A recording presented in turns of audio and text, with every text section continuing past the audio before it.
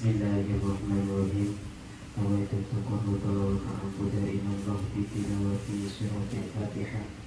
Limarda'illahi ta'ala al-Fatihatu syarifatu ila hadratin Nabi Mustafa Sayyidina Muhammadin sallallahu alaihi wasallam wa ala alihi wa azwajihi wa awladihi wa dhurriyyatihi wa ashabihi ajma'in summa ila hadratin Syekh Abdul Qadir Al-Jilani, Syekh Sulaiman Al-Jazuli, Syekh Mustafa Al-Hasan, Syekh Subakir, Syekh Muhammad bin Abdul Latif Bakalan, Kiai Haji Hashim Asy'ari, Kiai Haji Wahab Hasbullah, Kiai Haji Rizki Sansuri, Kiai Haji Ridwan Abdullah, Kiai Haji Mas Ali, Kiai Haji Abdul Karim Lirboyo Wazujati, Kiai Haji Marzuki Dahlan Lirboyo Wazujati, Kiai Haji Mahrus Ali Lirboyo Wazujati, Kiai Haji Ahmad Idris Marzuki Lirboyo Wazujati, Sedaya Abduliyah Kiai Haji Abdul Qadir Lirboyo awalan wa akhiran, summa ila hadrati Kiai Haji Khazin Mansur Mu'in Probolinggo Wazujati, Kiai Haji Ahmad Taha Khazin Probolinggo Wazujati, Kiai Haji Abu Yasin Al-Bustawi Khazin Wazujati, sedaya Abduliyah Kiai Haji Khazin Mansur Mu'in Probolinggo awalan wa akhiran. Syaikhul Fatihah.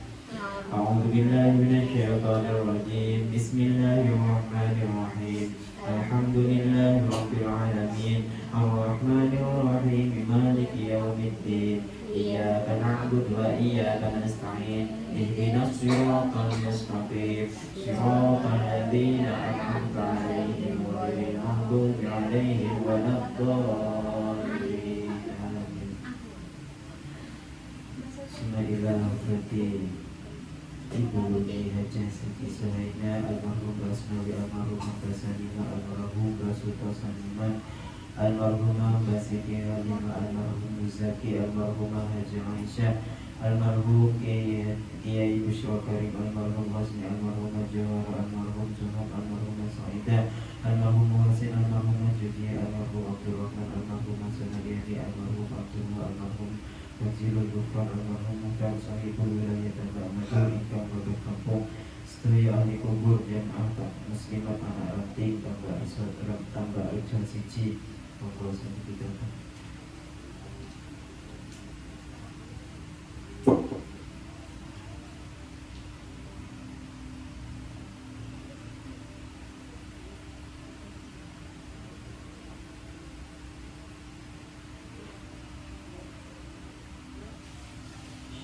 lahumul Fatihah.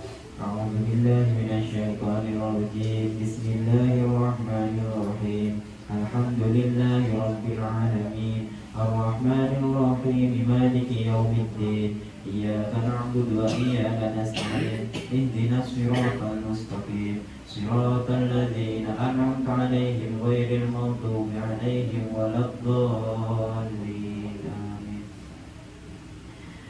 Sumailah Yayasan Hidayatul Talibin Surabaya Mufti Istiqomah Jatus Sarana Perjuangan Syaikhul Lahumul Fatihah. A'udzu billahi minasyaitonir rajim. Bismillahirrahmanirrahim.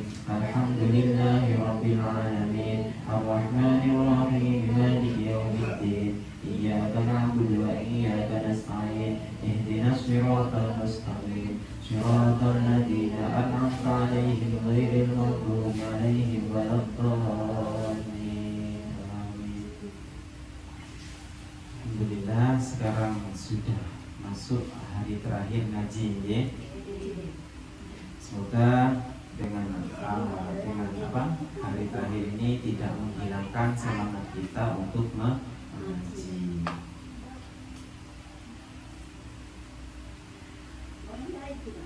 Bismillahirrahmanirrahim. Faslun wa sholatul jama'ati sunnatun muakkadatun. Kita melanjutkan kemarin ya. Di sholat berjamaah itu hukumnya sunnah muakkad atau sunnah yang sangat dianjurkan. Kenapa kok sangat dianjurkan? Karena banyak fadilah di dalamnya, banyak keutamaan di dalamnya. Dalam sholat jamaah itu banyak keutamaan, okay? Makanya sangat dianjurkan. Jadi berkali-kali lipat pahala dari jamaah. Selain pahala juga fadilah di dalamnya itu banyak. Makanya sangat dianjurkan di sini. Biasanya sunnatun muakkadatun. sunnah yang sangat dianjurkan, ya. Kemudian bagi seorang laki-laki dalam sholat fardu selain sholat Jumat, ya, itu sunnah muakkad. Kecuali dalam sholat Jumat, maka kalau sholat berjamaah dalam sholat Jumat itu hukumnya wajib bagi seorang laki-laki. Kalau selain sholat Jumat atau dalam artian hanya sholat fardu saja, ya, sholat 5 waktu itu hukumnya sunnah muakkad. Di sini juga Kiai Musannif berpendapat indal musannifi wa rafi'i wal asahi indal Nawawi annaha fardu kifayatin. Juga menurut Kiai Musannif dalam kitab Fathul Qoribna dijelaskan, menurut Kiai Musannif dan Imam Rafi'i dan juga kaul asar ini banyak ulama yang berpendapat. Menurut Imam Nawawi, hukum daripada sholat jamaah itu fardu kifayah, wajib, tapi wajibnya itu fardu kifayah. Fardu kifayah itu bisa gugur hanya dengan cukup dengan satu orang saja. Maksudnya itu dalam satu desa hanya 2 orang yang berjamaah itu sudah gugur kewajibannya. Begitu kalau fardu kifayah. Hanya cukup dilakukan perwakilan saja, bukan individu. Kalau sholat fardu kan sholatnya itu kan individu. Seperti halnya sholat mayit itu loh. Hukumnya fardu kifayah, jadi cukup hanya ada yang mewakili saja itu sudah cukup. Kalau memang dalam satu desa, mohon maaf, ini hanya berbicara tentang syariat, tidak ada sama sekali yang sholat berjamaah, maka ya dosa dalam satu desa tersebut. Itu konteks dari fardu kifayah.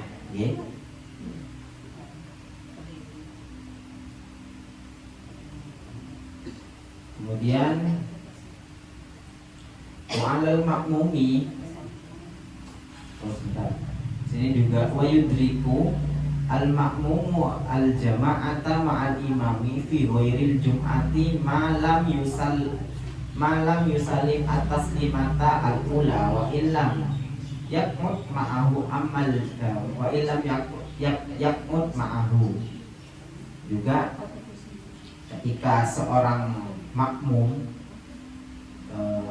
bisa mendapatkan seorang makmum itu bisa mendapatkan pahala berjamaah bersama imam selain sholat Jumat, selagi imam masih tidak melaksanakan salam pertama meskipun tidak sempat untuk duduk. Maksudnya bagaimana? Ini untuk orang yang masbuk, Untuk orang yang masbuk biasanya kalau ndak nututi sholat kan mau ikut jamaah kan langsung duduk itu, Meskipun dia ndak sempat untuk duduk, Kemudian salam itu kan ndak usah duduk. Sebenarnya kalau contoh ada orang kok sholat masbuk, kemudian imam hendak melakukan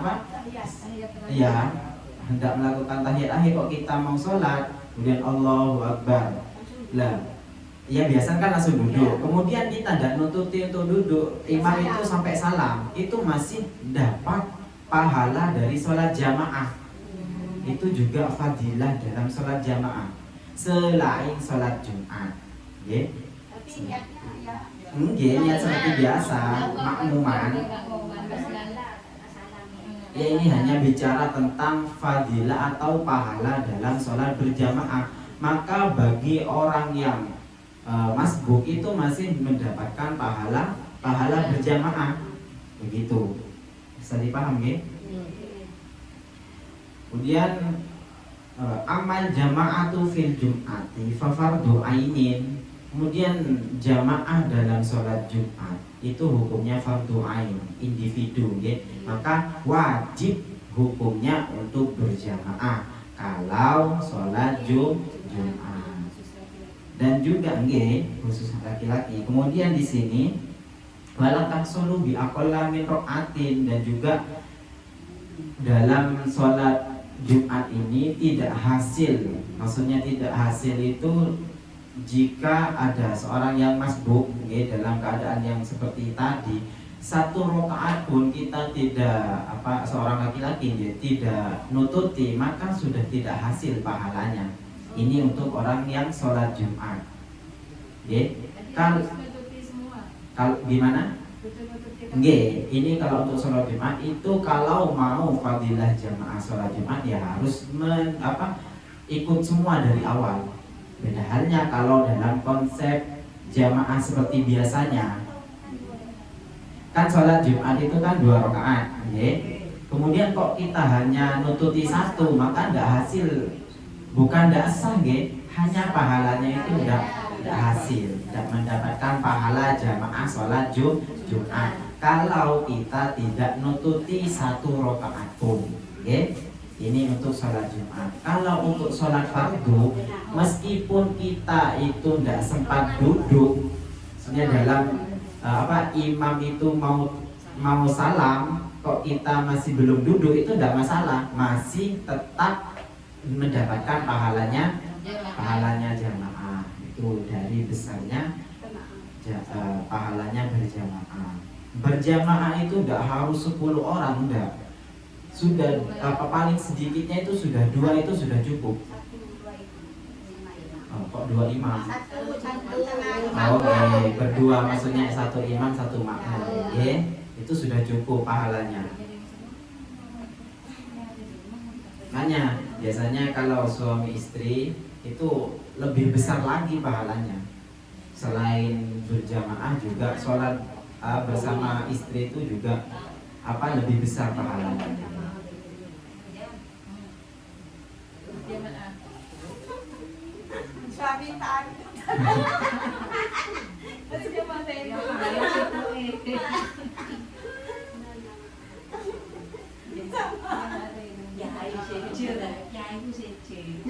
Tapi bukan berarti kita seorang laki-laki, bukan berarti pas tidak jamaah di masjid, bukan sedemikian. Lebih baiknya ini hanya sekedar memberitahu, bukan menghimbau, karena ya untuk himbauan itu ya sebenarnya memang dari ulama lah, dari atas memang ada himbauan untuk sholat jamaah, bahkan juga diterangkan bagi yang sudah alim, sudah ada. Ini hanya memberitahu atau sekedar mengingatkan, terkhususnya pada diri saya pribadi. Lebih baiknya itu ya sholatnya itu berjamaah ya di masjid, gitu. Lebih baiknya ya sedemikian. Ya meskipun ada atau banyak lah orang yang tidak jamaah, ya tidak masalah, bukan urusan kita, begitu.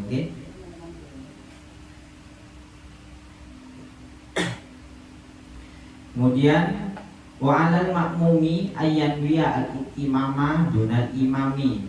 Juga bagi seorang makmum itu wajib niat menjadi imam, menjadi makmum. Jadi seorang makmum itu wajib niat menjadi makmum, ikut pada imam, wajib itu. Selainnya imam, untuk imam itu tidak ada kewajiban niat menjadi imam. Jadi tidak usah, kalau seandainya sampean itu dituntut untuk menjadi imam bagi seorang perempuan mungkin, sampean itu sebenarnya tidak wajib niat imaman, tapi ya tidak dapat pahalanya jamaah, begitu. Dihitung sholat sendiri kalau untuk imamnya,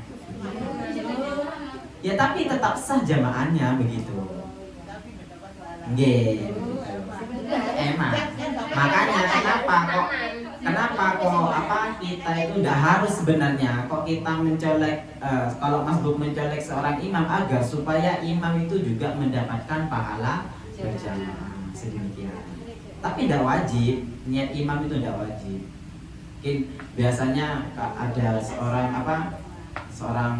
contohlah seorang santri makmum pada seorang kiai, kan mau nyolek itu kan sungkan itu tidak masalah sebenarnya. Masalah. Kemudian wala yajibu ta'yinuhu bal yakfi al-iqtida'a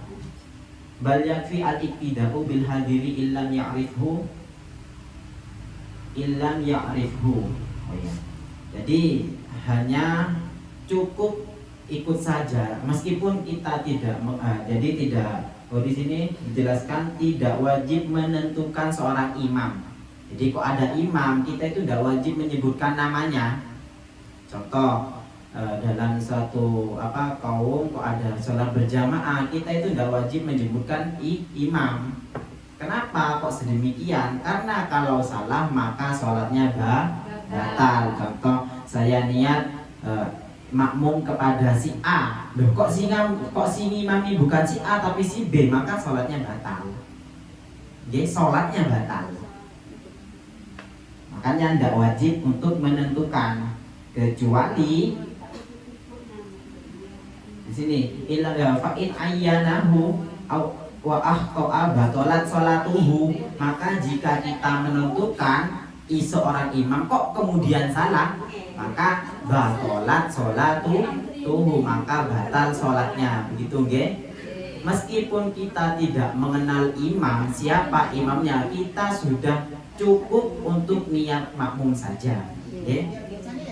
Nggih, biasanya makanya itu kan kebiasaan sebenarnya itu kan sudah dari kita. Jadi sudah dari kita, makanya dibiasakan sedemikian begitu.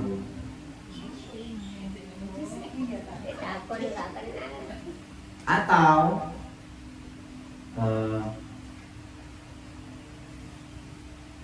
illa inin dhammat ilaihi isyaratun biqaulihi nawaitul iktida'u bi zaidin hada.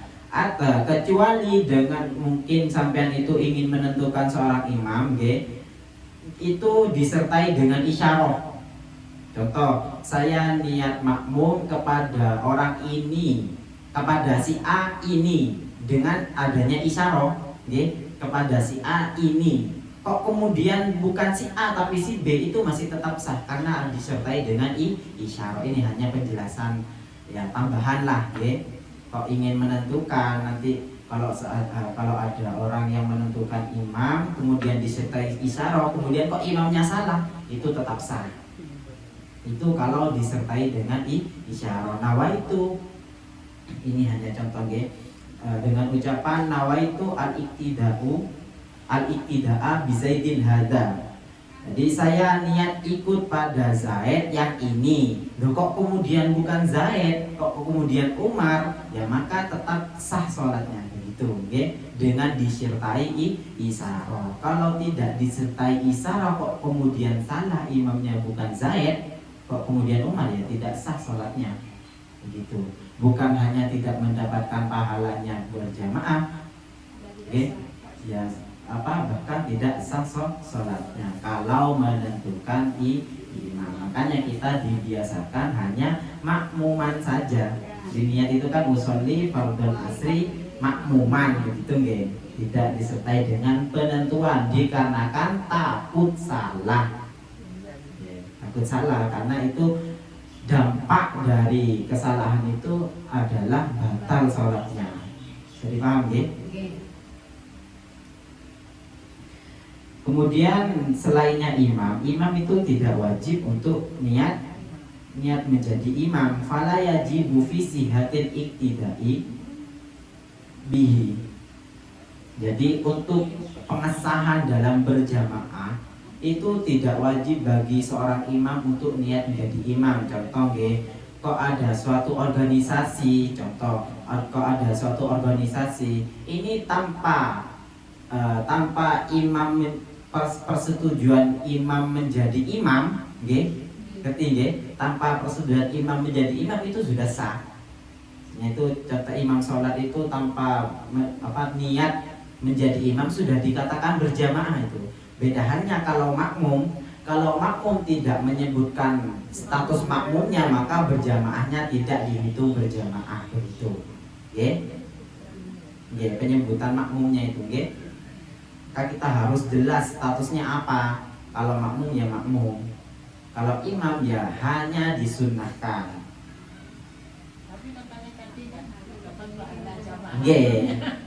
tidak dapat pahalanya jamaah. Jadi ini di selainnya sholat Jumat, kalau sholat Jumat wajib niat imam. Bal hiya mustahabbatun, bahkan hanya disunahkan niat menjadi imam.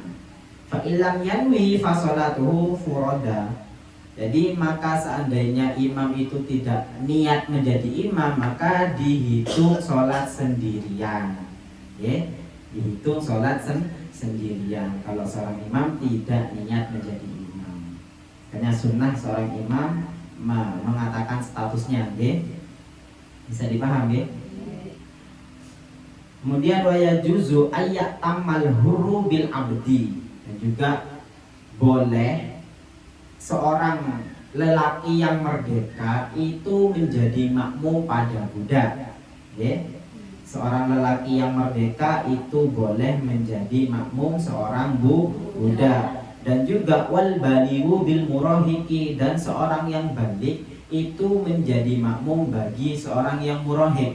Murahik itu hampir balik namun tidak balik, tapi bacaannya sudah lancar, fasih bacaannya. Itu tidak apa-apa seorang balik makmum, atau dalam kata lain yang lebih tua makmum pada yang lebih kecil, dengan catatan yang kecil sudah fasih membaca Quran, Fatihahnya sudah tepat. Bisa dipaham,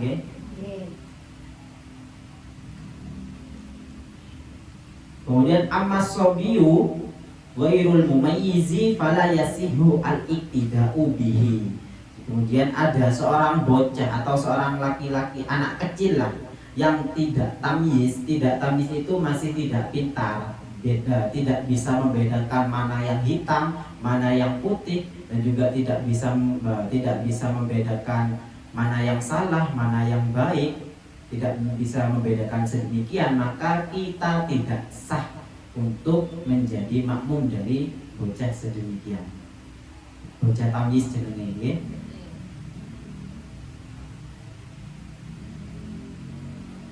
Ada pertanyaan? Ada pertanyaan? Laki-laki kan amanah jamaah dulu tuh di rumah ngimami istri. Gimana? 2 kali. Oh, sholat 2 kali. Ya, bukan apa itu laki-laki. Sebenarnya tidak apa-apa, tidak masalah. Tidak masalah, bukan berarti pas sholatnya itu untuk mengganti yang yang belum dilakukan mungkin di sholat dulu, bukan. Jadi seorang andai kata ada seorang yang telah sholat kok diajak sholat lagi, itu tidak masalah, tidak apa-apa. Maksudnya itu kan sama contohnya itu sama. Kok ada seorang yang sudah ngimami di masjid kok masih ngimami di rumahnya, itu tidak masalah. Tahu kita selesai sholat kok diajak sholat lagi, itu tidak masalah.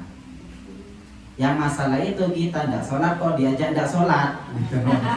Dosa sholat itu yang menjadi masalah.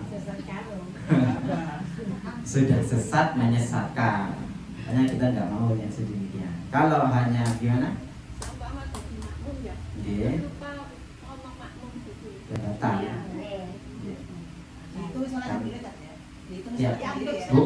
Bukan. Kalau sebentar. Kalau untuk sholatnya enggak batal untuk sholatnya. Dia hanya seperti sholat sendiri.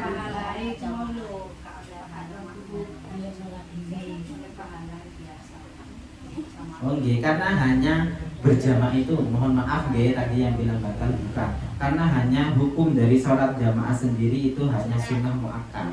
Kalau kita lupa ndak niat makmuman, ya berarti kita ya sholat sendiri. Untuk sholatnya ya sah, tapi hanya pahalanya ya dihitung sholat sendiri. Berapa mungkin kalau pahalanya ya 1, ya berarti 1. Kalau jamaah pahalanya 27, ya dikasih 27.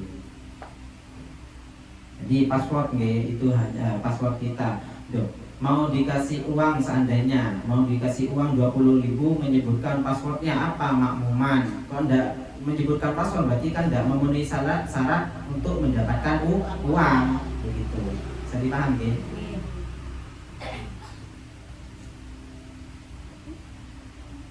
Kemudian kalau masih mau ada ditanyakan, mengulang makmum.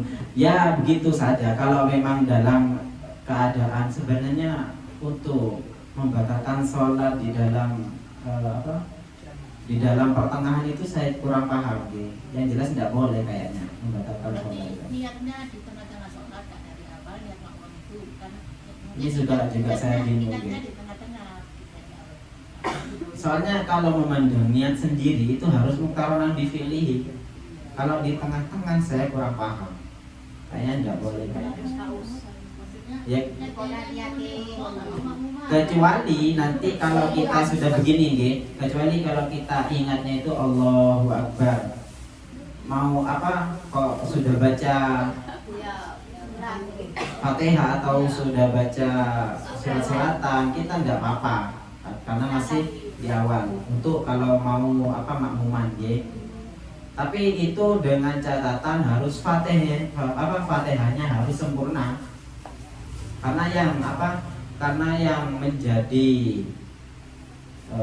pergantian lah, maksudnya yang menjadi biasanya kalau lebih memilih bahasanya saya lupa, tidak tahu, bukan lupa.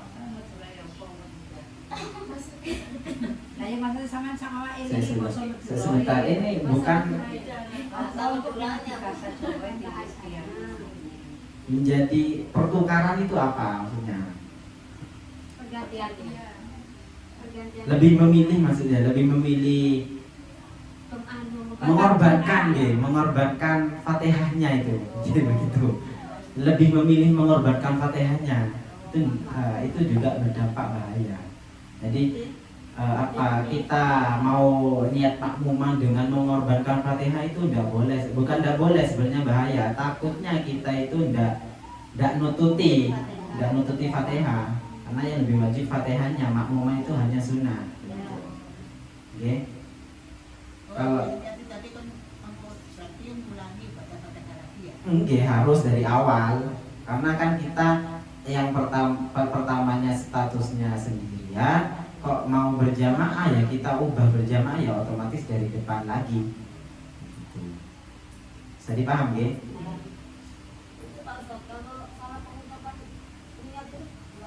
Salah pengucapan itu dengan artian bagaimana? Contoh. Monggo ya Bapak. Oh maksudnya ya, hanya lafadznya gitu. Itu kalau memang benar-benar tidak tahu ya tidak apa-apa, ada masalah. Lebih enaknya kan soal niat itu kan di dalam hati. Di dalam hati itu tidak usah pakai Arab, sudah pakai yang kita tahu saja, atau dalam kata lain bahasa Indo. Tidak apa-apa, ada masalah. Pengucapan niat di awal dengan ucapan bukan dengan hati itu hanya disunahkan agar supaya apa? Kita dalam hati itu bisa lancar dalam meniati lagi. Karena biasanya kalau kan yang dihitung niatnya itu kan di dalam hati. Biasanya kalau kita ada niat di awal itu agak sulit biasanya. Agak sulit. Mau nyantol itu agak sulit. Gimana gitu. Tapi kalau sudah niat dari awal sudah kita ucapkan usolli fardhu dhuhri arba'a raka'atin, itu sudah biasanya dalam hati itu sudah netenin gitu. Saya niat sholat duhur gitu sudah lancar. Makanya disunnahkan untuk mengucapkan lafaz tersebut.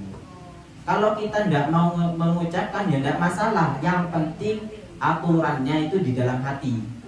Kalau tidak niat di dalam hati ya maka kita tidak sah sholatnya karena kita tidak niat.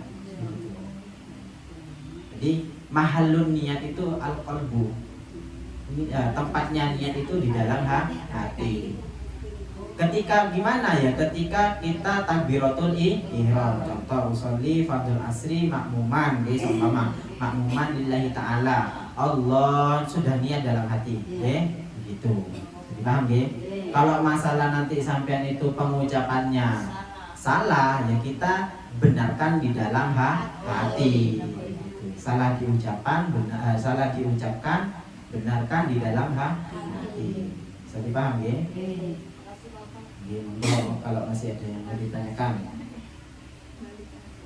Sudah ya? Tidak ada? Masih ada? Kalau tidak ada, mari kita lanjut. Wala tasihu qudwatu rajulin bimra'atin. Dan juga tidak sah seorang laki-laki menjadi makmum dari perempuan. Dan juga wala qori'in bi ummiyin. Bahasanya qori itu sudah lancar baca Fatihahnya, okay? Dan juga tidak sah seorang yang lancar baca Fatihahnya makmum pada ummi. Ummi itu bukan ibu, orang yang cacat membaca Fatihahnya.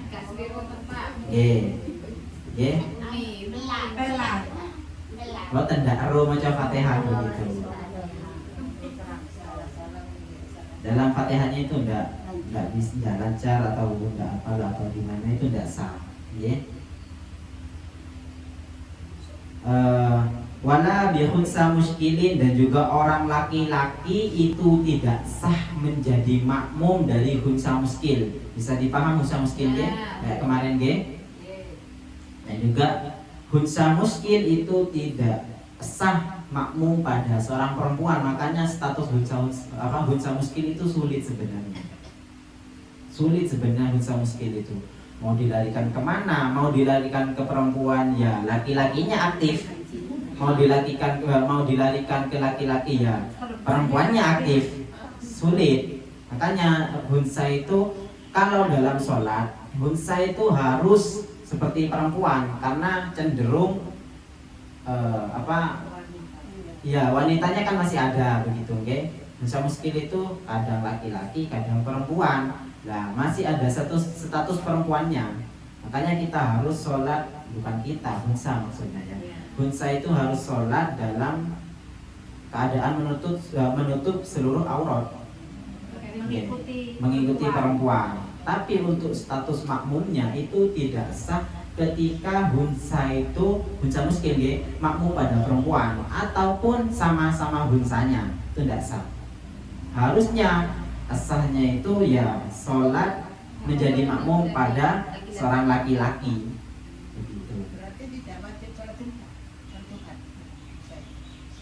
Salat ya, kalau untuk salat untuk hunsa muskil ini sulit.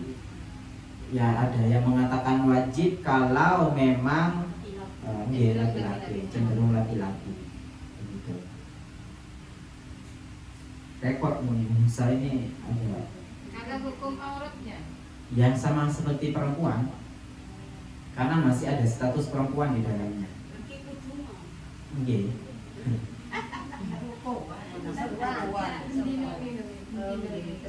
Kan kadang ada begitu, malamnya laki-laki atau malamnya perempuan, siangnya laki-laki, siangnya yang malamnya yang laki.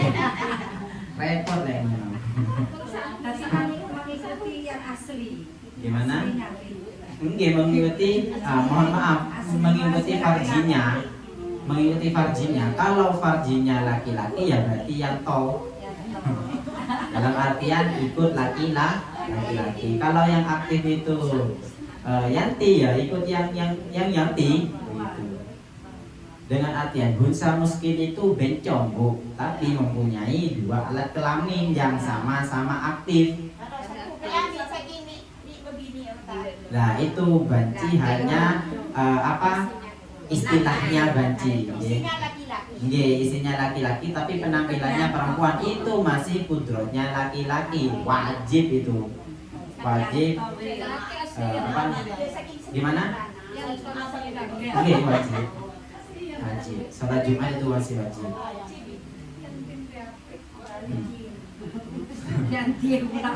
PAP yang tinggi.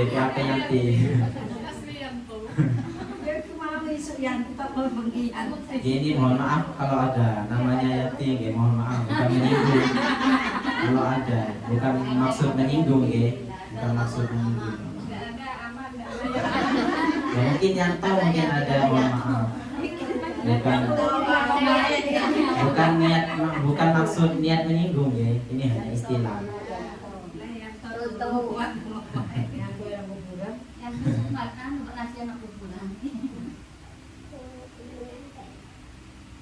Jadi kalau ada unsa muskil itu tidak sah dijadikan imam, ya.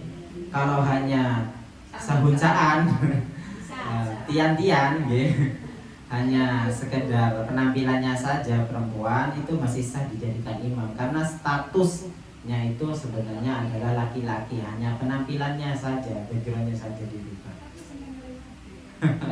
Itu ya masalah pribadinya.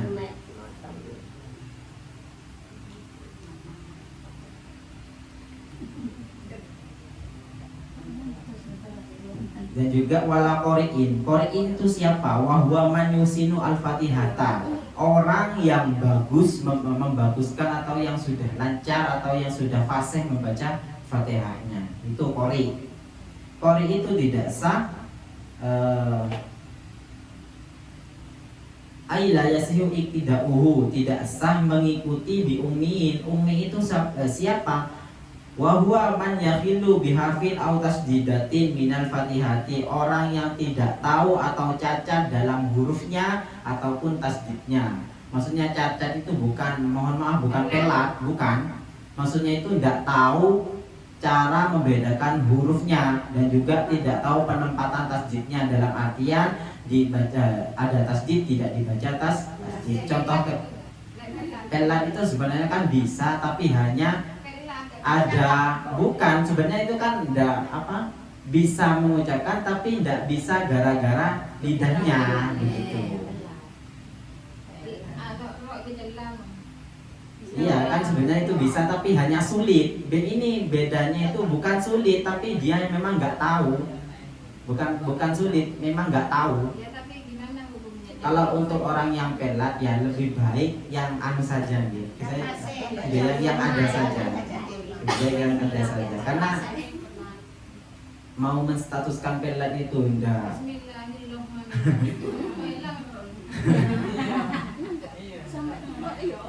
Ya ada sebenarnya ada, tapi lebih baik jangan, lebih baik jangan. Untuk apa? Ikhtiar, untuk berhati-hati, takut batal sholatnya. Karena kalau kita bacanya itu Bismillahirrahmanirrahim, ya artinya beda. Artinya beda. Atau tidak masalah.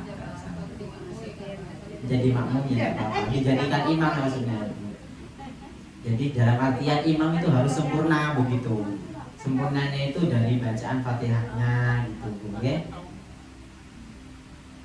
Sampai mana tadi?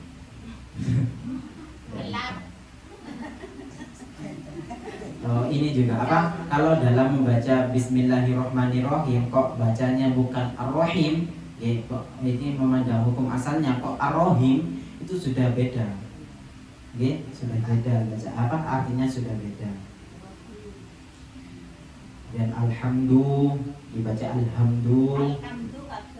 Ya ada juga. Itu sudah beda artinya. Makanya di zaman yang sekarang kan sudah anak-anak sudah pintar nih.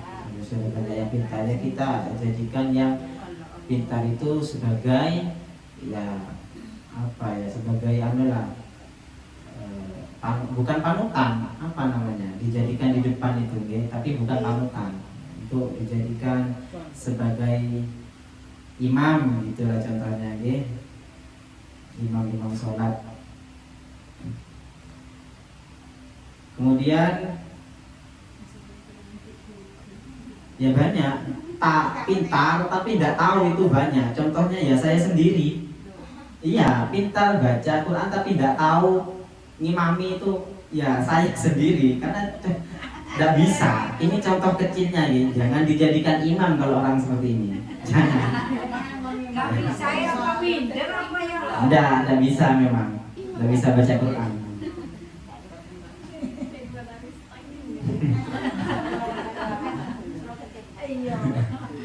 Tak bisa memang ini. Jadi nanti ada waktunya di junior itu ada di depan ya. Di situ waktunya. Sebelum matang. Jadi belum bukan ya penerus kan ada kalanya penerus itu masih belum belum pantas untuk dipetik gitu. Dalam artian masih mentah begitu, mentah. Jadi kalau mentah ya jangan. Mentah itu cocoknya dibuat rujak. Kalau dibuat ngimami enggak cocok.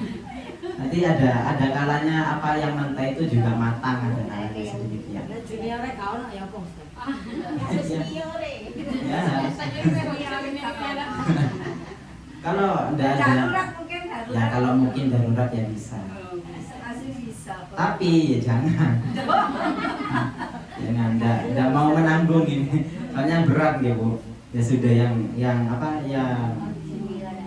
yang profesional saja gitu.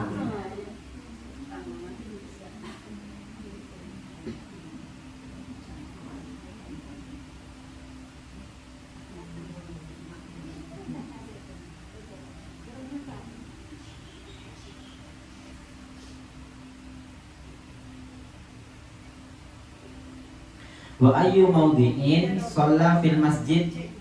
Gimana? Monggo kalau mau ada ditanyakan, monggo.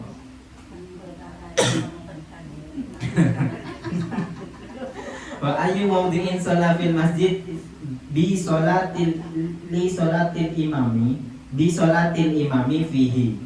Jadi dimanapun tempatnya sholat di dalam masjid dengan imam, dengan artian makmum itu alimun bisolatihi, mengerti atau tahu sholatnya imam ajza'uhu, maka cukup sedemikian. Maksudnya itu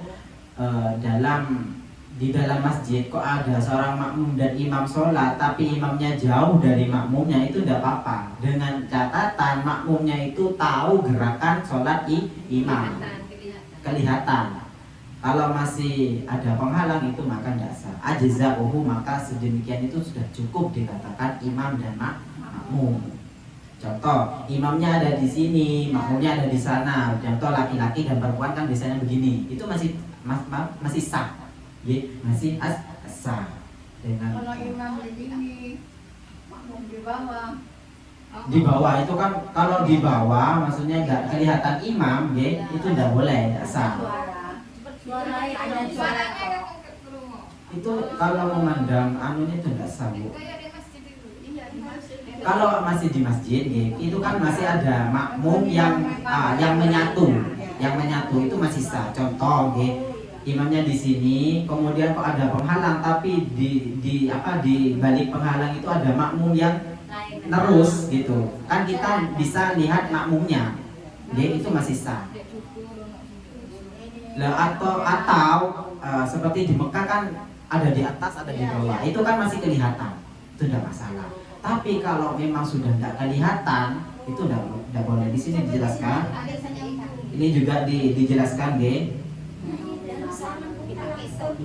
begini, mohon didengarkan dulu. Wa ayyu maudhi'in shalla fil masjid bi shalatil imam ay fil masjid wa huwa ayyul makmumu alimun bi shalatihi. Dengan artian bi musyahadatil makmum lahu au bi musyahadati ba'di sofin. Kita itu melihat dengan secara langsung atau hanya melihat sebagian sofnya saja, maka itu boleh. Melihat sofnya atau melihat makmumnya itu boleh, masih boleh. Kalau kita itu tidak melihat imam, hanya melihat ini juga ada pendapat, kalau hanya melihat suara itu ada yang mengatakan boleh. Kalau menurut Fathul Qorib itu tidak diperbolehkan, karena kita tidak melihat secara langsung atau kita tidak melihat makmumnya. Kalau perempuannya nggak kelihatan, soalnya Ada satir. itu Itu kan ada ada satir sebenarnya. Ya, ada satir atau ada penghalang, bukan penghalang untuk menghalangi sholat, hanya penghalang agar supaya perempuan dan laki-laki. Dia ada pembatas, tapi itu kalau pembatasannya itu ada di tengah, itu kalau ada di tengah, sekiranya yang di penghalang yang di tengah itu tidak menutupi imam, Nggak full nutup kan, biasanya kalau anu kan ada sedikit celah. Ada sedikit celah atau kita kelihatan kakinya saja. Kalau nggak kelihatan sama sekali, kalau menurut kita Fathul Qorib itu tidak kelihatan, tapi kan apa namanya itu satir itu kan hanya separuh biasanya, hanya kelihatan kakinya saja. Hanya mendengar suaranya. Nah, kalau sampai nisa, tapi tabirnya itu dalam satu ruangan oh itu masih boleh. Masih boleh. Oh, masih boleh itu. Oh, enggak apa-apa. Bahkan ini juga diterapkan ya. Bahkan kalau pembatasnya itu sungai sekalipun, ya, sungai sekalipun, tapi kita masih bisa melihat imam itu enggak masalah. Atau ada pembatas di suatu di suatu masjid, tapi itu dalam kategori masjid. Dalam artian masih bukan satu sama, dalam artian masih satu masjid, satu ruangan, itu masih boleh. Itu masih boleh. Kalau di luar Gimana? Nah, Kalau di luar masjid, kalau ini juga ada perdebatan antara ulama nggih.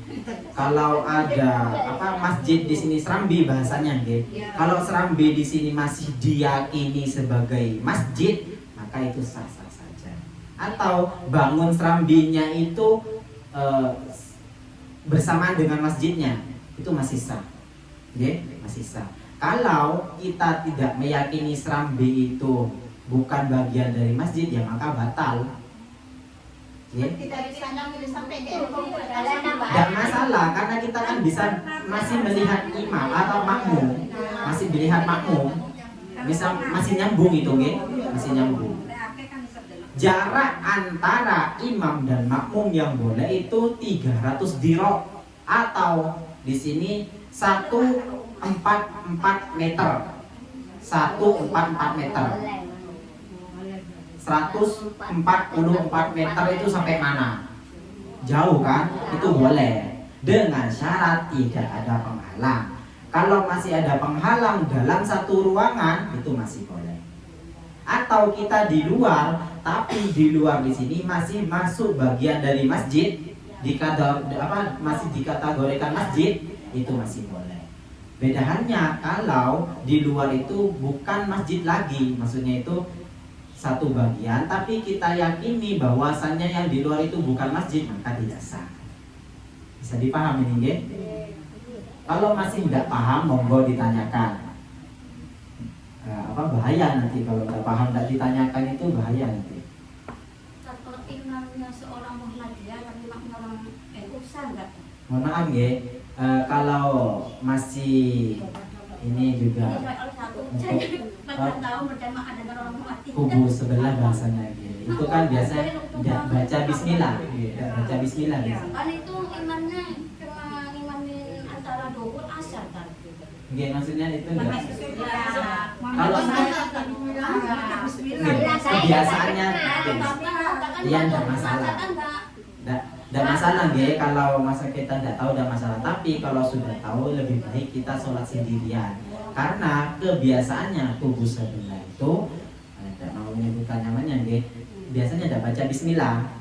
Nah, yang mana kalau dalam menurut yang kita pelajari, bismillah itu salah satu dari ayat Fatihah. Mohon maaf, yang biasanya bukan lebih baik jangan. Kalau mau dipaksakan ya monggo, tapi jangan monggo. Karena kalau masih tidak tahu tidak apa-apa. Jadi saya 14 tahun enggak sah. Bukan sedemikian. Karena memang dalam bahasa tidak tahu. Jangan dijadikan permasalahan. Kan imamnya itu kan duhur sama asar tuh. Ya otomatis kan kita tidak tahu baca bismillah. Memang langgarnya itu punya Nadrat NU, tapi dia yang sholat wakafnya tuh dia yang memakan, tidak duhur sama asar dia yang imamin kan. Iya, ini Mungkin ada juga. ustaz juga qiraat ya imam terdinya pada imamnya itu. Ya mungkin. Mau menanggapi ini juga saya tidak pernah turun ya, takut salah. Tapi kalau memandang kita, karena kan kebiasaannya kubu sebelah kan enggak baca bismillah nggih. Dan baca bismillah ya sudah batal sholatnya. Karena itu juga termasuk rukun dari sholat. Termasuk rukun dari sholat. Entah yang mohon maaf saya enggak tahu niatnya orang yang makmum pada pada beliau, mungkin apa karena menghargai atau memang benar-benar tidak tahu, saya mungkin kurang paham. Atau mungkin memang karena menghargai sholat berjamaah, nanti sholat lagi di rumahnya gitu, atau saya tidak tahu ya. Yang jelas kalau tidak baca bismillah itu sholatnya batal. Paham ya? Itu ada juga perbedaan pendapat antara kubu sebelah dan juga NU itu. Kalau ya NU ya baca bismillah. Untuk masalah kunut itu tidak masalah. Masalah kunut itu masalah karena ada sunnah. Ya, itu juga mohon diperhatikan ya untuk ibu-ibu yang NU ya, ibu mohon diperhatikan. Ya mungkin sedemikian, tapi ya saya gimana? Baca tapi gak Kan kita tidak tahu gitu. Kita tidak tahu.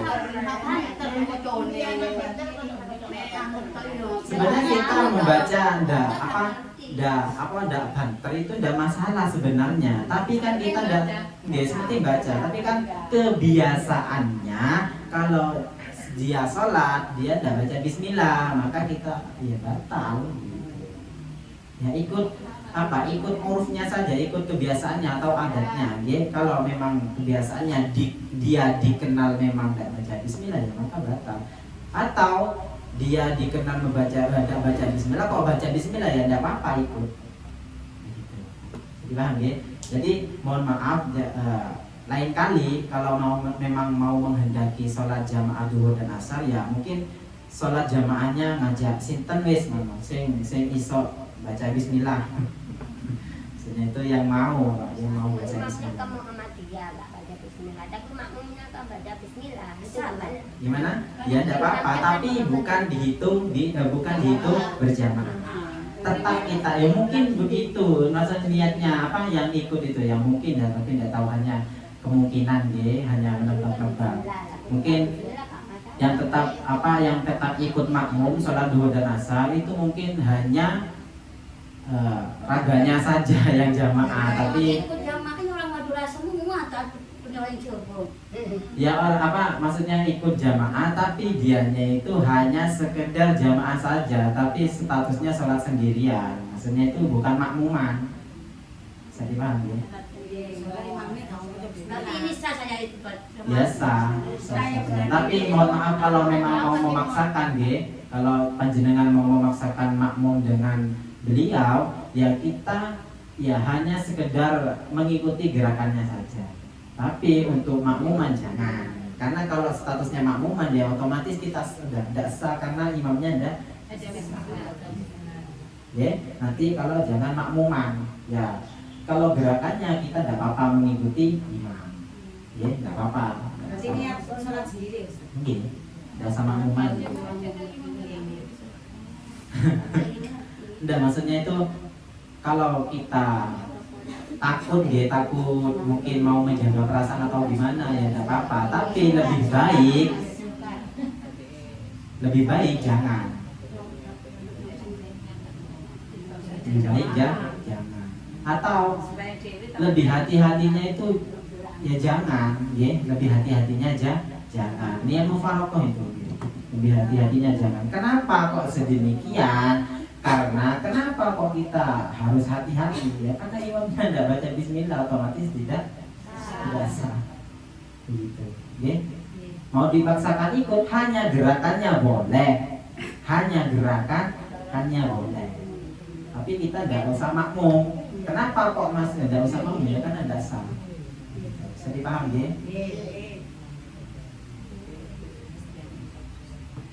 Sudah, tidak ada ditanyakan.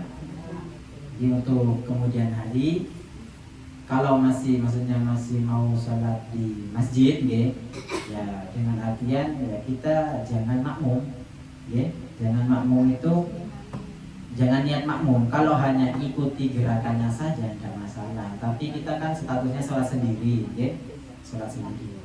Bisa dipaham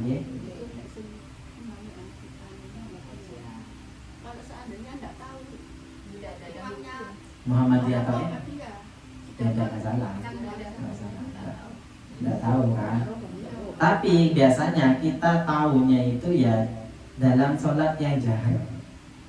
Oh, kok tidak baca bismillah? Oh, berarti oh, berarti subuh tidak baca kunut. Oh, berarti ya sudah kita tandai. Maksudnya itu tandai bukan berarti kita membenci, ya. Mohon maaf, tandai bukan berarti kita membenci, hanya saja tidak ikut dalam sholat berjamaah. Kalau untuk urusan saling membantu atau yang lain kita wajib, ya, wajib karena sama-sama. Ini hanya dalam soal beribadah saja, ya. Untuk selainnya ya, kalau ya tidak ada apa-apa, ya. Selainnya tidak ada masalah. Kalau untuk selainnya tidak masalah, tapi untuk yang beribadah mohon diteliti lagi, ya, imamnya diteliti lagi. Karena dampaknya itu tidak sah sholatnya, dampaknya sedemikian. Kan kita tidak mau, kita sudah capek-capek ambil wudhu, capek-capek dari rumah yang jauh ke masjid, capek-capek, kok sholatnya tidak sah? Kan tidak mau kan, gitu. Makanya kita harus hati-hati, gitu kan, ya.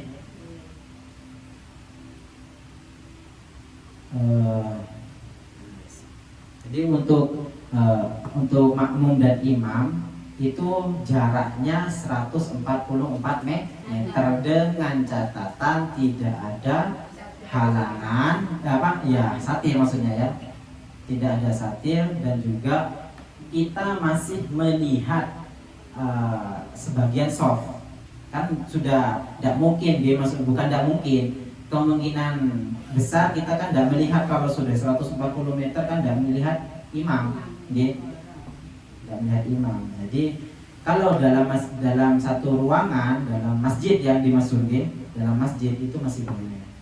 Kalau tempat ini bukan masjid, meskipun dalam satu ruangan maka tidak boleh. Ya, tidak boleh. Musola itu masih boleh karena diperuntukkan untuk sholat. Tahu langgar dari ngomong gitu. Langgar itu tidak apa-apa. Itu tidak apa-apa.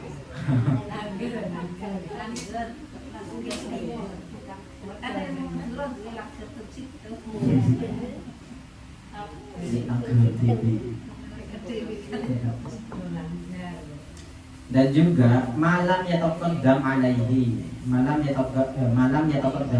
dan selagi makmumnya itu tidak mendahului imam, ya. Ada makmum mendahului imam. Makmum mendahului imam banyak. Bukan yang sedemikian yang dimaksud. Maksudnya tempat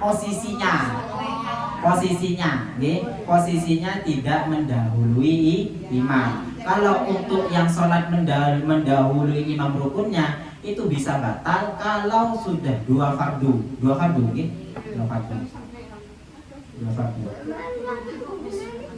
ya mungkin ada yang 3 mungkin. Begini, kalau ada seorang imam kemudian kalau ada seorang makmum kok kemudian nyalip jadi madhur lebih dahulu makmumnya, kalau masih satu itu masih bisa sah, masih dimaaf, ya. Kalau sudah 2 itu sudah batal sholatnya. Gimana? Batal sholatnya, ya. Karena kita ikut imam. Ada orang yang kita ikuti, kita mendahului. Nah, ada yang namanya ikut ya kita ikut, bukan yang diikuti. Kalau sholat di masjid itu ya mohon maaf itu diingatkan kalau memang gitu.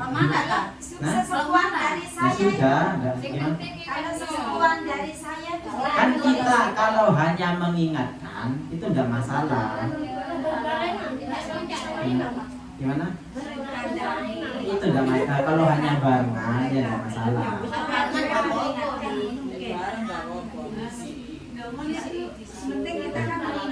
Begini, mohon maaf. Kalau ada orang kok diingatkan kok marah, ya sudah, bukan tanggungan kita. Siapa dia kan begitu.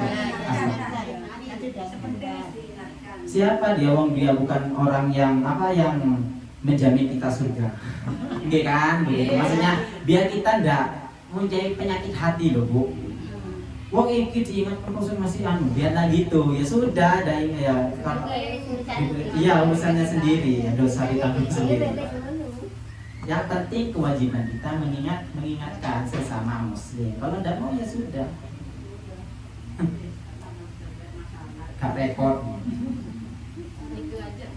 Kita cari Gus Dur, gitu aja kok repot. Tahu itu biasanya.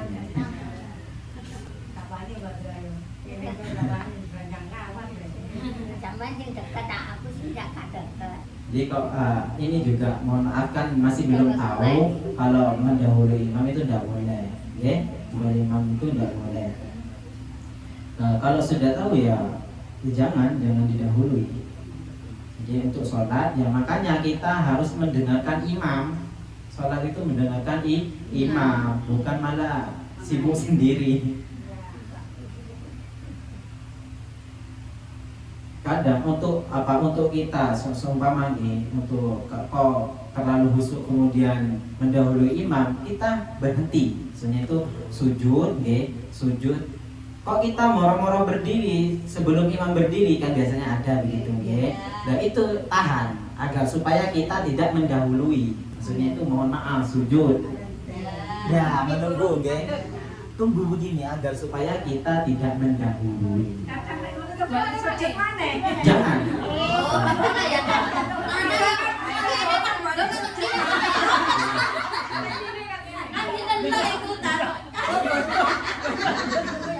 Atau kita nyorni ini dari madhurane. Nitip. Jangan. Atau kita ragu, mohon maaf. Atau kita ragu. Makanya jangan atau kita ragu gara-gara imam ini sudah duduk apa enggak, ada kebenaran. Atau kita boleh sekedar berdiri sedikit hanya untuk melihat imam itu boleh, tapi jangan kembali lagi. Sudah diam segitu, hanya untuk memeriksa imam itu sudah melakukan fardu selanjutnya panjang.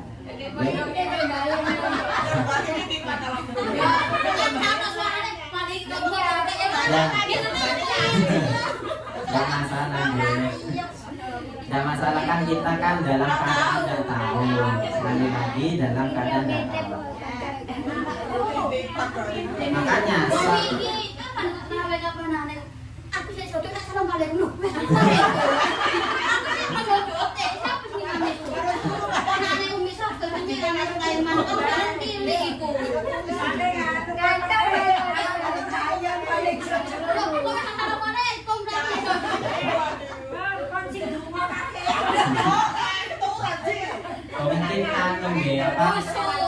ya selain itu juga mungkin banyak yang dimunajatkan. Ngintip boleh dengan catatan kita tidak boleh kembali, tapi ngintipnya jangan sampai duduk. Hanya ngintip sekedar mengintip saja. Tapi setelah berduduk. Ya, kalau masih satu kali masih boleh. Tapi kalau sudah 2 kali, mohon maaf itu batal. Mungkin ada yang berpendapat 3 kali, mungkin sedikit. Tapi setahu saya 2 kali sudah batal. Ya tidak masalah, hanya untuk mengintip itu tidak masalah. Tapi jangan diteruskan dan juga atau kita kembali, itu jangan. Hanya sekedar mengintip kemudian ditunggu, ditahan.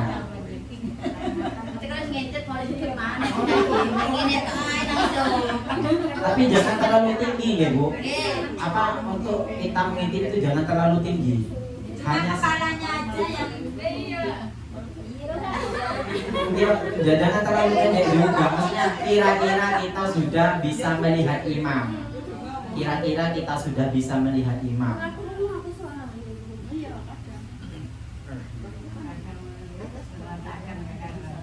Bisa dipahami nih, nggih?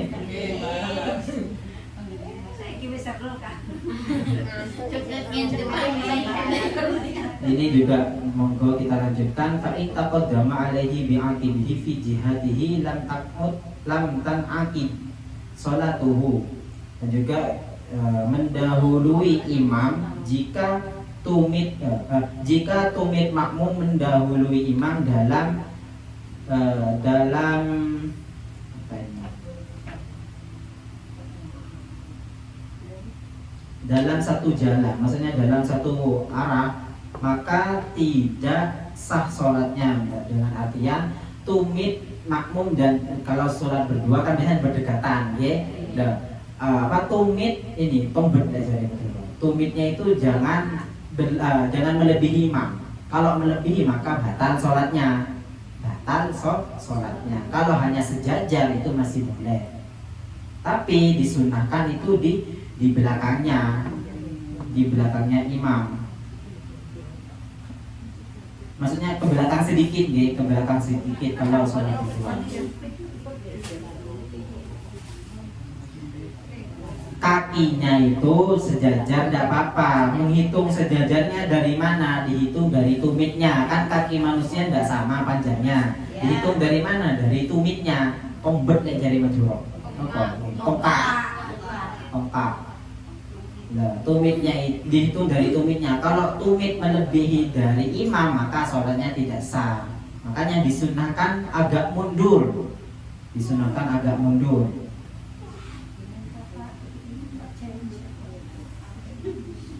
Wala tadurru di sini juga tidak masalah kalau sejajar. Wa yundabu tukhallifuhu an imamihi qalilan, dan juga disunnahkan mundur sedikit dari imam. Wala yasiru bihadza takhalluf munfaridan anis shafi hatta la yajuzu fadilatil jamaah.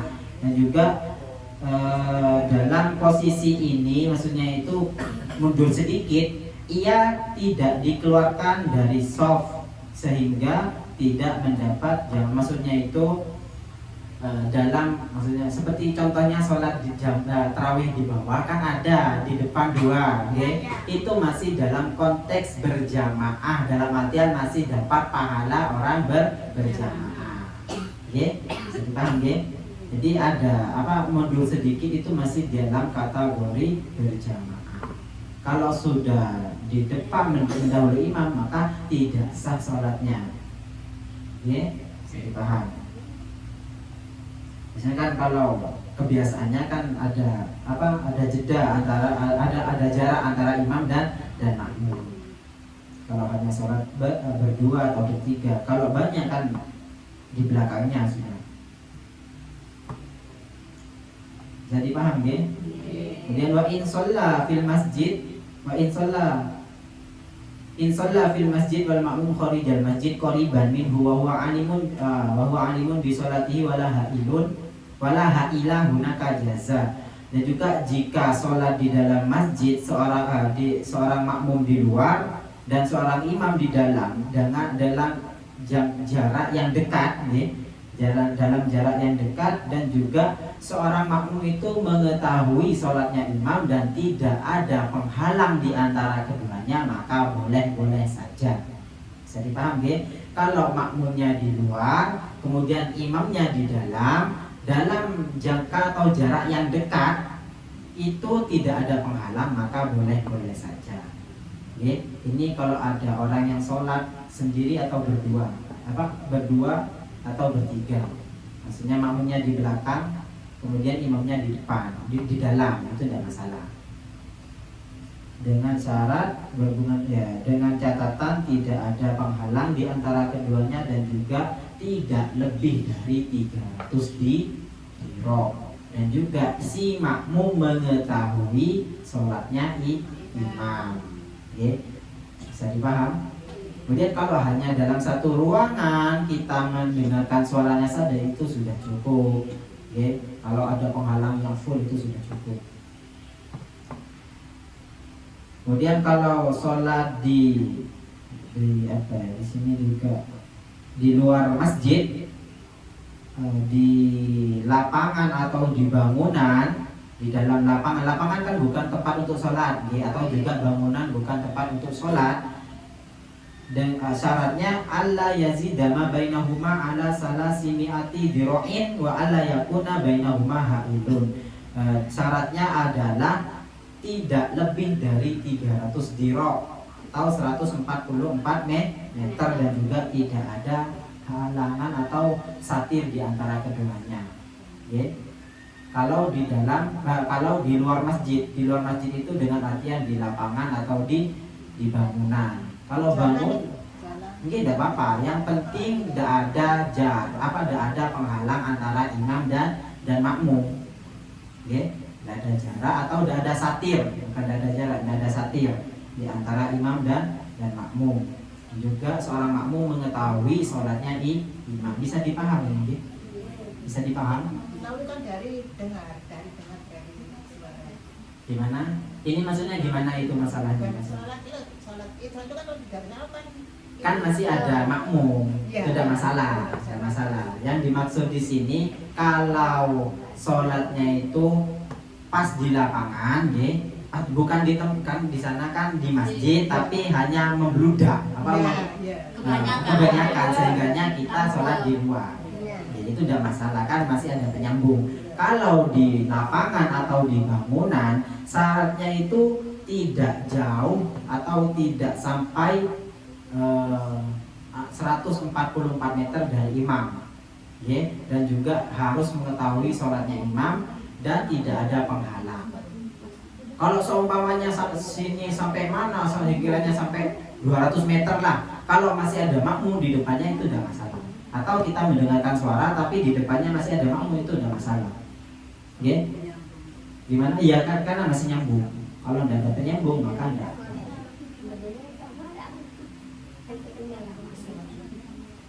Tapi kalau Anda melihat imam, itu kalau dalam kitab ini itu ya tidak sah. Mungkin ada keterangan yang sudah sampean tahu, ya tidak apa-apa. Kalau memang ada penjelasan yang mengatakan boleh, ya tidak apa-apa.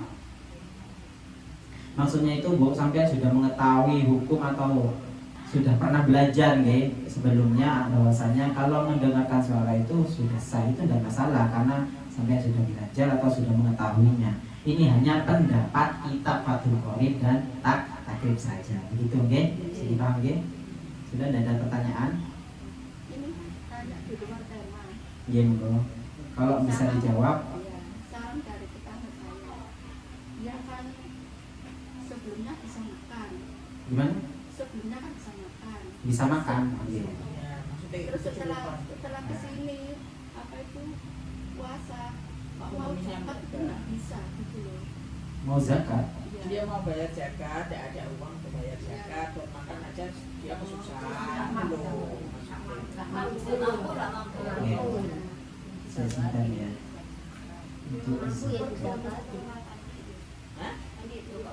Kalau ini juga tidak mampu itu ada anunya, ada hitungannya. Tidak mampunya itu seperti apa?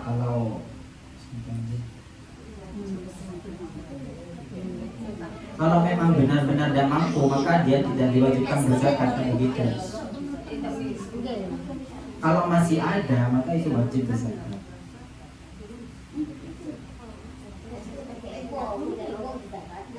Makanya kan begini.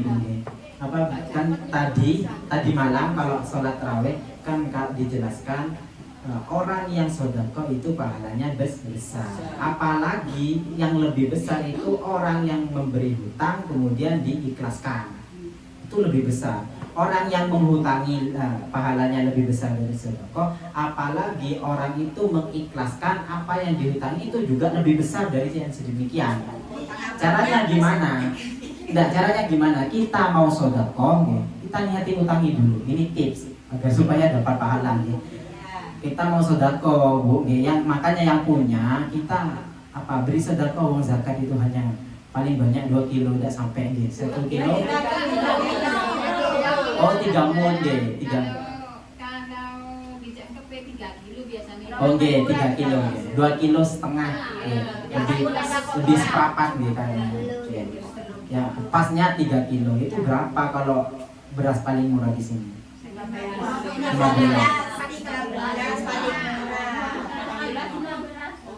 Lebih gampangnya begitu, Bu. Mohon maaf saya juga Karena memang begini Bu, kalau memang benar-benar tidak mampu untuk zakat, maka kita tidak wajib untuk menzakati. Atau kita boleh untuk bersedekah kepadanya agar supaya berzakat. Mungkin ada inisiatif dia. Kita begini, agar supaya pahalanya besar. Niki kalau utangi sampean agar supaya sampean bisa berzakat. Nanti ya kita jangan minta utangan. Itu dalam artian kita sedekah tapi diniati diutangi agar supaya pahalanya banyak.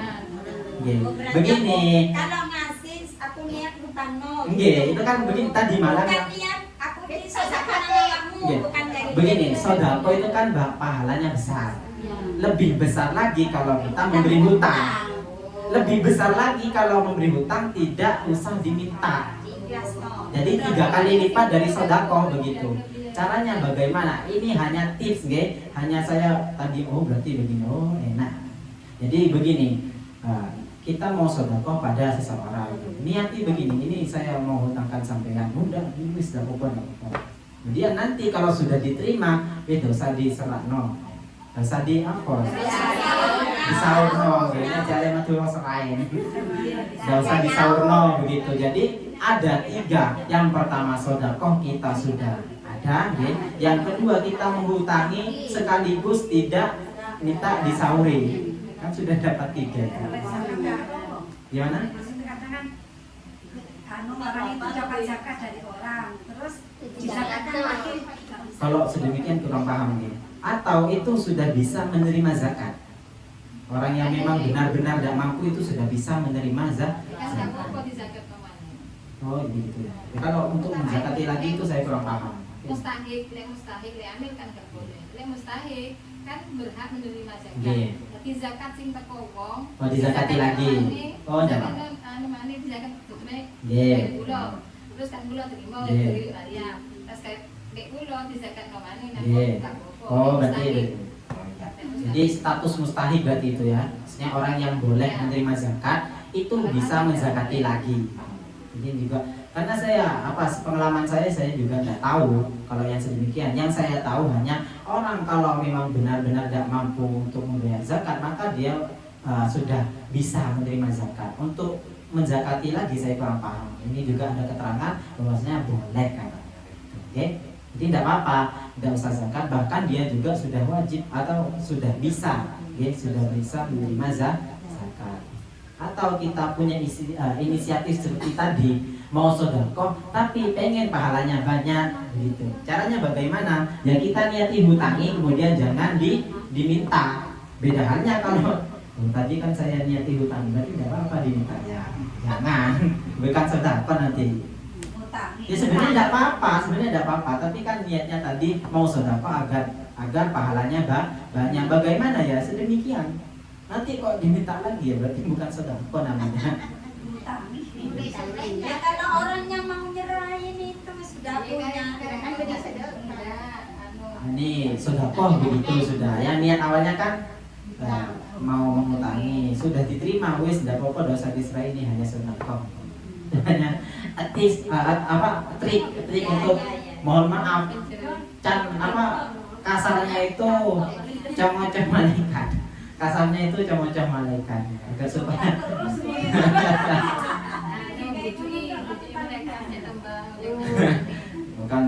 bukan demikian bahasanya, bukan comocom ya. Kalau comocom kan dosa. Ya hanya trik agar supaya malaikat menambahi pahala kita gitu. Hanya tips. Mau diikutkan ya monggo, mau tidak diikut ya terserah. Sudah nggih? Sudah hampir jam 8 ini sudah. Sudah cukup ini. Kalau ada pertanyaan ya monggo. Mari kita bahas. Kalau ada pertanyaan ya monggo. Ya monggo ini bonusnya ini dibuat untuk tanya jawab. Kalau tahu ya kami jawab. Kalau tidak tahu ya mohon maaf. Mungkin ada yang tahu, mari sharing. Ya sudah kita sharing.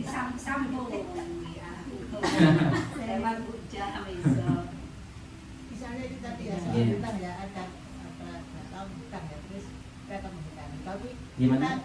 ada hutang ya terus kita akan ngasih terus dalam hati orang itu kan karena nggak ada kan, tapi kan nggak bayar gitu. Tapi kalau berarti kita nggak ucapkan, wes kamu tapi nggak diucapkan gitu. Tidak masalah. Maksudnya ketika dalam hati kita sudah niat Iya, wes ya. kan.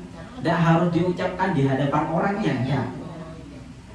Tapi lebih baik kalau memang niatnya dihutangi ya kita ucapkan pada orangnya agar supaya tidak nyauri, gitu kan? kepikiran Makan niat buat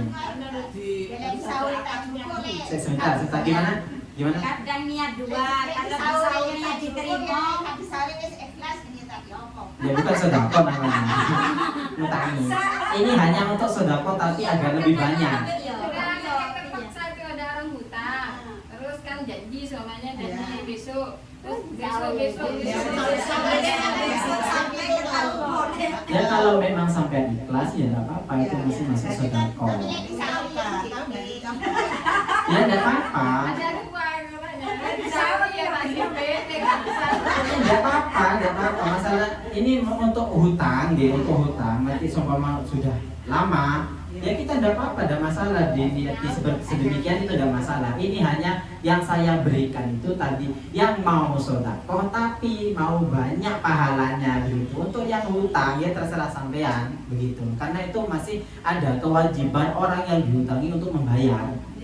Tuh, ya. Ini untuk hanya untuk orang yang mau sodako, ya, dengan artian ikhlas memberi tapi mau banyak pahalanya begitu. Itu trik begitu, agar supaya banyak pahalanya begitu. Untuk yang menghutangi itu masih ada kewajiban untuk membayar. Makanya nanti kalau memang mau sodako, ini saya mau beri uang mau ngutangi uang yang sampean tapi dilihatinnya niat sodako, mau mengutangi uang, nanti kok diterima, nah sudah dosa dibayar kan, berarti kan kita sudah dapat 3 sodako, menghutangi, dosa dibayar banyak malahan begitu. Dan maksudnya ini yang memang ikhlas mau memberi tapi hanya ingin banyak pahalanya begitu. Kalau pas tapi hatinya gremeng ya. ya berarti nggak mau sodako berarti begitu. Maksudnya bisa dipaham gitu konsep yang saya berikan gitu. Iya wes paham. Oke. Tapi Nanti kebanyakan orang itu kayak gitu. Satu ikhlas. ya berarti bukan sodako.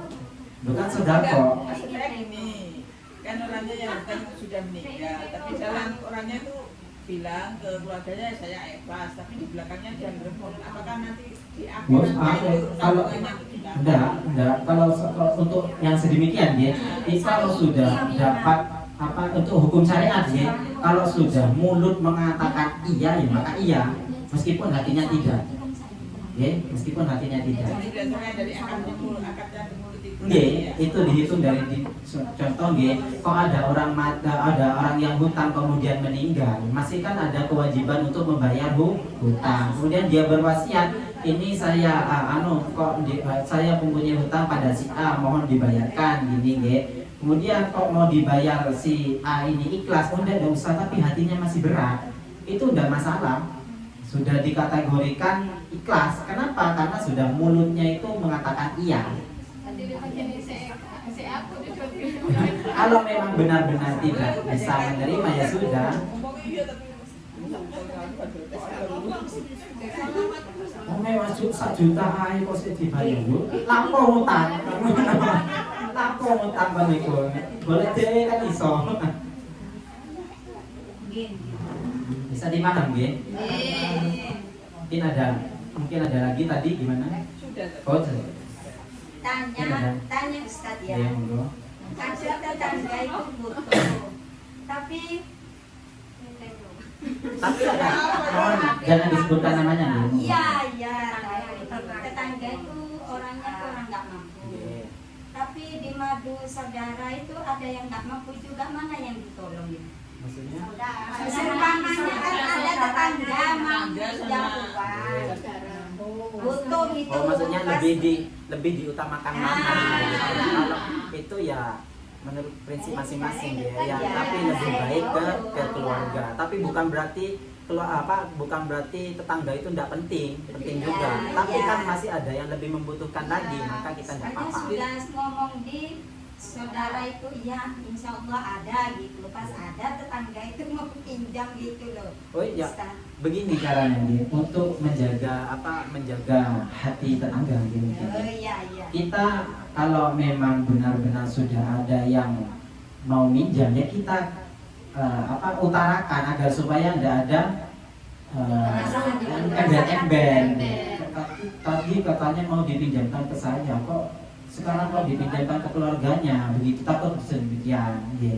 Makanya kita harus jelaskan, mohon maaf, uangnya sudah mau dipinjam keluarga, kok masih uang mau hutang itu kok masih motor, ya sudah biarkan saja. Bukannya saya tidak mau memberi, tapi sudah ada yang mau diberi, begitu, oke? Oh dibagi aja kalau begitu.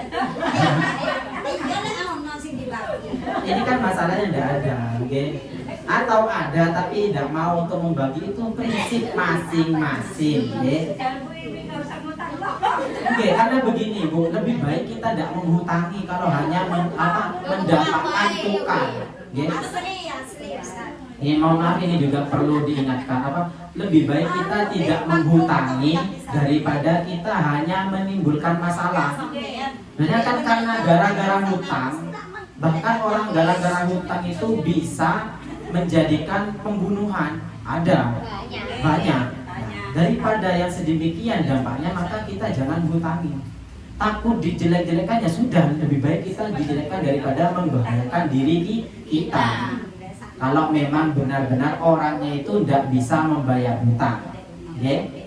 Karena mohon maaf ya, ini sudah sering kejadian pada keluarga kami,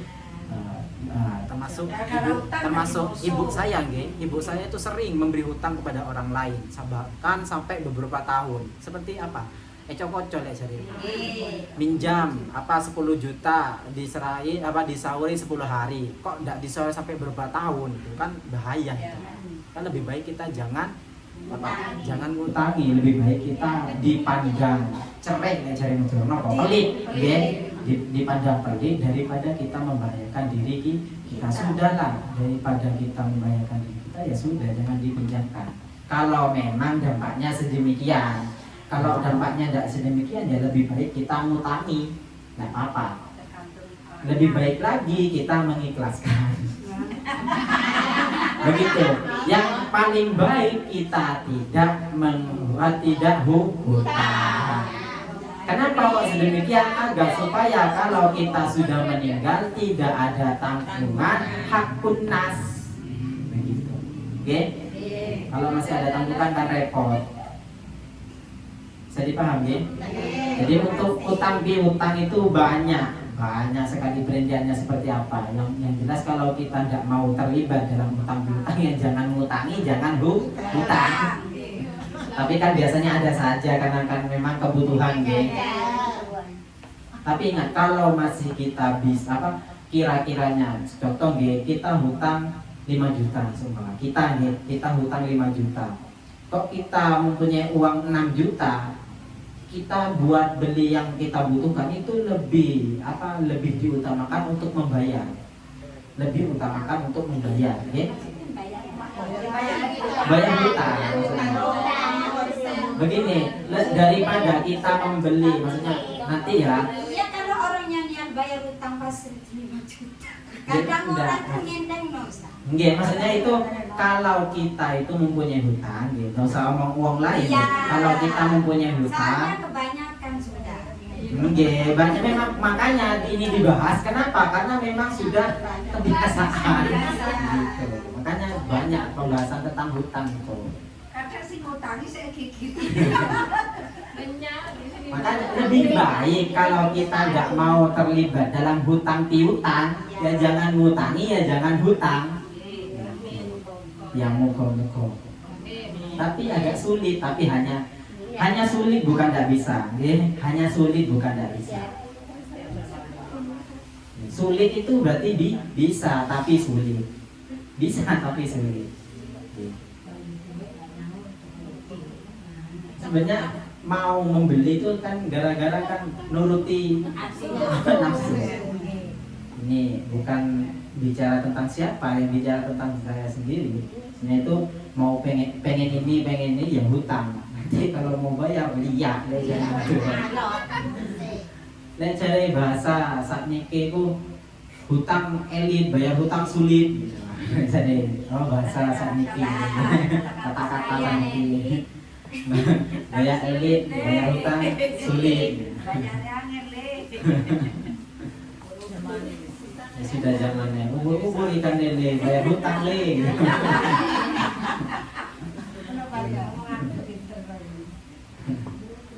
Jadi kalau memang kita nggak mau terlibat dalam hutang piutang, jangan ngutangi, jangan hutang. Kalau memang ada membutuhkannya tidak apa-apa, tidak masalah. Kewajiban kita itu menyauri kalau memang mempunyai hutang. Lupa yang dihutangi tak? Yang dihutangi itu maksudnya lupa orang yang hutang. Iya, lupa. Udah kira lupa itu. Kalau hanya sok amnesia ya ada banyak malahan. Sok lupa. Itu wajib bagi kita untuk mengingatkan orang yang Kadang yang utang itu malu saat yang nagih itu. ya, itu lebih ke pribadi ya. Itu masalah pribadi. Kalau hanya memandang hukum syariat, kita wajib untuk menagih hutang. Kalau memang hutangnya sudah nunggak. Contoh, kalau si A mau hutang sampai waktu 3 hari, maka dalam waktu sebelum 3 hari kita tidak boleh meminta meskipun dalam keadaan susah. Kalau sudah 3 hari itu sudah wajib Jangka waktunya 3 hari, kalau Oke. udah tahunan. Jadi ini untuk yang memang benar-benar memang benar-benar memberi jangka. Makanya kalau memang sampean niat ngutangi, dikonfirmasi terlebih dahulu. Pagena ya cari Madura. Pagena kade kesepakatan. Kalau seandainya nanti dalam 30 hari mungkin ya 30 hari ndaknya orang gimana? Kalau sampean mau nanggung ya enggak apa-apa kami utangi. Lebih baik sedemikian. Biar tidak berat kepada diri kita. Biasanya orang yang dihutangi lebih galak. Tapi kadang kan bukan berarti kita tidak mau bayar, karena memang tidak ada. Itu hanya sedikit dari banyaknya orang. Sedikit cuma hanya sedemikian karena memang benar tidak ada yang mau dikasih. Sebenarnya ada tapi sudah kita gunakan yang terlebih dahulu. Ini hanya memberitahu atau ya, intinya sudah kewajiban orang yang punya hutang itu membayar. Oke? Sudah dipaham, oke?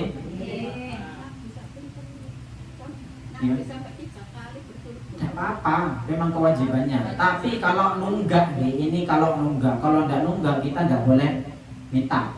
Kita tidak boleh minta. Makanya kalau sudah janjinya sedemikian tanggal 21 ya kita hampiri tanggal 21. Tidak apa-apa, meskipun kita nagih sampai 50 kali mungkin, jadi itu tidak apa-apa, tidak masalah. Kalau memang sampean itu tidak punya rasa, tidak malu maksudnya itu. Bukan tidak punya rasa malu, maksudnya tidak enak sendiri itu tidak ada. Dan masalah karena memang itu uang kita. Karena itu memang uang kita, kewajiban orang yang mempunyai hutang itu membayar. Wajib kita meminta itu wajib. Karena memang kewajiban dia untuk membayar. Bisa dipaham, ya?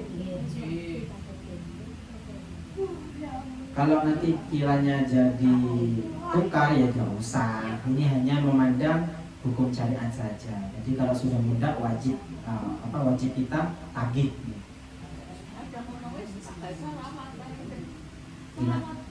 Gimana?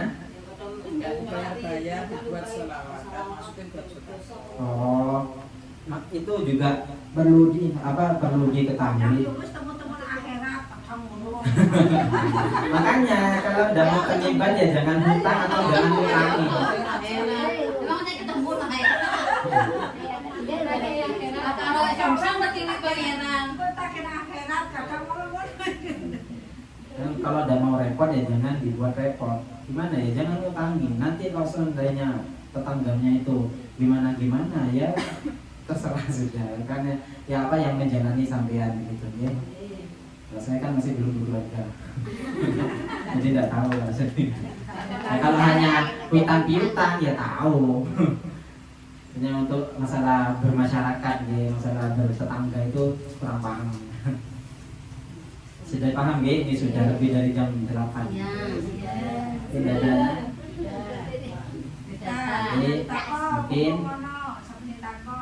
mungkin terakhir kalau ada yang mau ditanyakan.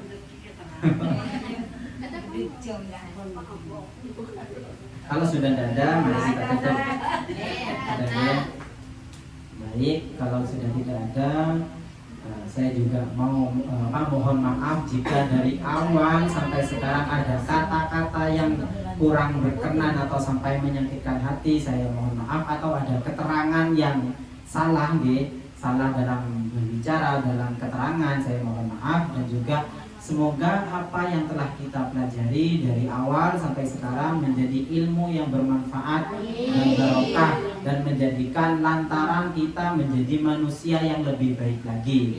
Wallahu a'lam bishawab. Al-Fatihah.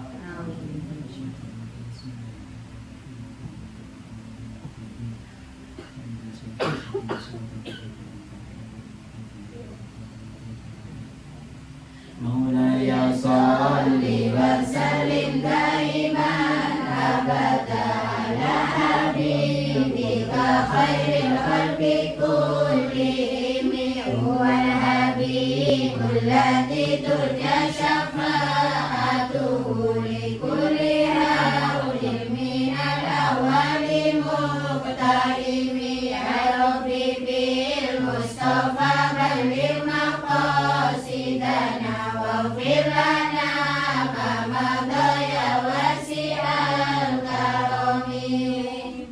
Ya Rabbi bil Mustafa balligh maqasidana waghfir lana ma madha ya wasi'al karami. Wal habibul ladzi turja syafa'atuhu li kulli hawlin minal awwali muqtahimi. Ya Rabbi bil Mustafa balligh maqasidana waghfir lana ma madha ya wasi'al karami. Wal habib Maulaya sholli wa sallim daiman abada ala habibika khairil khalqi kullihim, huwal habibul ladzi turja syafa'atuhu li kulli hawlin minal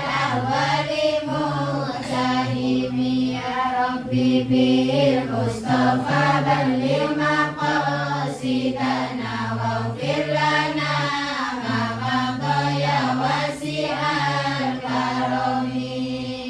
Juga sekali lagi dari awal sampai sekarang kami mohon maaf jika ada kekeliruan, Ibu. Dan juga semoga ngaji ini semoga istiqomah sampai akhir hayat ya. Dan juga mohon doanya semoga Mbah kula nggih, Mbahnya Siti Zohina juga mendapatkan barokah, kecepatan barokah dari ngaji ini. Akhiran, assalamualaikum warahmatullahi wabarakatuh.